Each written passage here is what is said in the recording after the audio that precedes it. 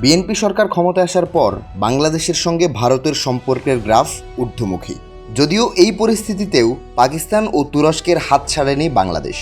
ইসলামাবাদ ও আঙ্কারার প্রতিরক্ষা সংস্থাগুলোর সঙ্গে সম্পর্ক জোরদারের প্রক্রিয়া অব্যাহত রেখেছে ঢাকার সশস্ত্র বাহিনী।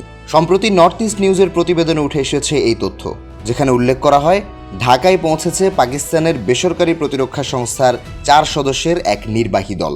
মার্চের শেষ সপ্তাহে বাংলাদেশ সেনাবাহিনীর মাল্টিপারপাস কমপ্লেক্স এবং সিলেট জালালাবাদ সেনানিবাসের school of infantry and tactics পরিদর্শন করেন তারা।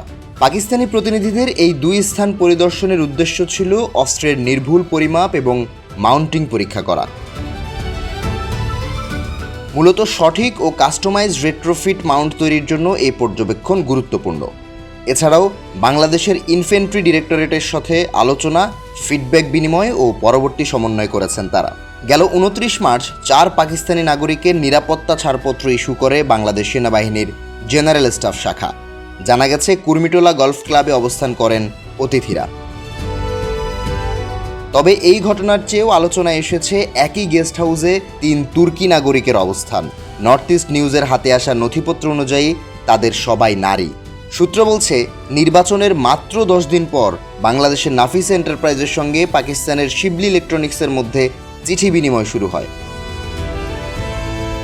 2000 সালে প্রতিষ্ঠিত নাফিস এন্টারপ্রাইজ বাংলাদেশের সশস্ত্র বাহিনী, আধাসামরিক ও নিরাপত্তা বাহিনীর জন্য পণ্য আমদানি ও সরবরাহ করে থাকে। অন্যদিকে 2012 সালে প্রতিষ্ঠিত পাকিস্তানের শিবলি ইলেকট্রনিক্সের ওয়েবসাইট বলছে, প্রতিষ্ঠানটি নিরাপত্তা ব্যবস্থা ডিজাইন এবং তৈরিতে বিশেষজ্ঞ। বৈশ্বিক নজরদারি নিরাপত্তা শিল্পে নিজেদের অবস্থান সুসংহত করছে এই প্রতিষ্ঠানটি।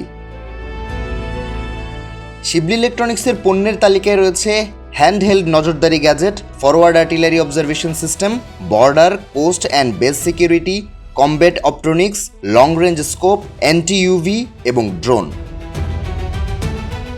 শিবলি ইলেকট্রনিক্সের পণ্যের তালিকায় রয়েছে হ্যান্ডহেল্ড নজরদারি gadget, forward artillery observation system, border, coast and base security, combat optronics, long range scope ও অ্যান্টি ইউভি এবং ড্রোন। অন্যদিকে নাফিস এন্টারপ্রাইজ টেক্সটাইল, কেমিক্যাল এবং প্রতিরক্ষা ও নিরাপত্তা সংক্রান্ত পণ্য আমদানি রপ্তানির সাথে জড়িত।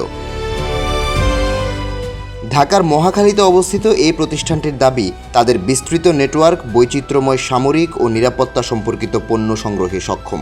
বাংলাদেশ সশস্ত্র বাহিনী থেকে সামরিক অস্ত্রশস্ত্র ও লজিস্টিক সরবরাহের লাইসেন্স পেয়েছে তারা।